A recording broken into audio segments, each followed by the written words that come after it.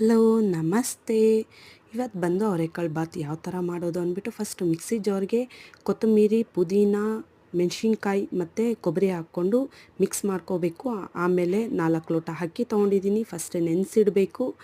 ನೆನೆಸಿಟ್ಟು ಆದಮೇಲೆ ಟೊಮೆಟೊ 3, ಈರುಳ್ಳಿ 3 ತೊಗೊಂಡು ಕಟ್ ಮಾಡಿಕೊಂಡು, ಶುಂಠಿ ಬೆಳ್ಳುಳ್ಳಿ ಪೇಸ್ಟ್ ಪ್ಯಾಕೆಟ್ ತೊಗೊಂಡು ನಾನು ರೆಡಿ ಮಾಡ್ಕೊಂಡು ಇಟ್ಕೊಂಡಿದ್ದೀನಿ. ಆಮೇಲೆ ಧನಿಯಾ ಪೌಡರ್ ಮತ್ತು ಪಲಾವ್ ಎಲೆ, ಲವಂಗ, ಏಲಕ್ಕಿ ತೊಗೊಂಡಿದ್ದೀನಿ.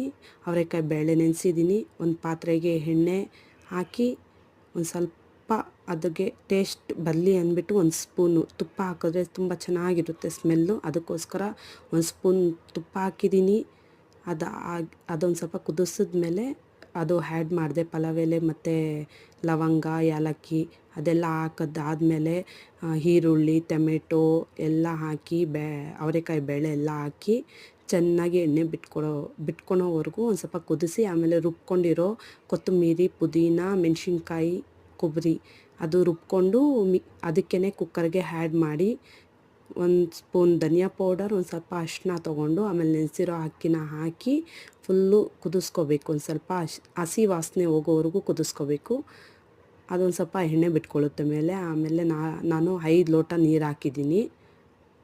ನೀವು ಇನ್ನೂ 1 ಲೋಟ ಎಕ್ಸ್ಟ್ರಾನೇ ಹಾಕಿ, ಯಾಕಂದರೆ ಕುಕ್ಕರಲ್ಲಿ ಮಾಡಬೇಕಲ್ವಾ. ಇನ್ನೊಂದು ಲೋಟ ಎಕ್ಸ್ಟ್ರಾ ಹಾಕಿ ಒಂದು 6-7 ಹಾಕಿ ಚೆನ್ನಾಗಿರುತ್ತೆ. ಆಮೇಲೆ ಸ್ವಲ್ಪ ಉಪ್ಪು ಹಾಕಿದ್ದೀನಿ.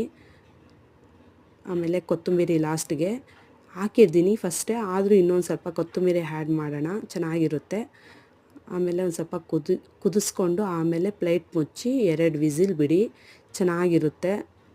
ಬಿಟ್ಟಾದಮೇಲೆ ಮೊಸರು ಬಜ್ಜಿ ರೆಡಿ ಮಾಡಿಕೊಂಡೆ ನಾನು. ಆಮೇಲೆ ಫೈನಲಿ ಮುಗೀತು ಅವರೆಕಾಳು ಬಾತು. ತುಂಬಾ ಚೆನ್ನಾಗಿದೆ, ಟ್ರೈ ಮಾಡಿ.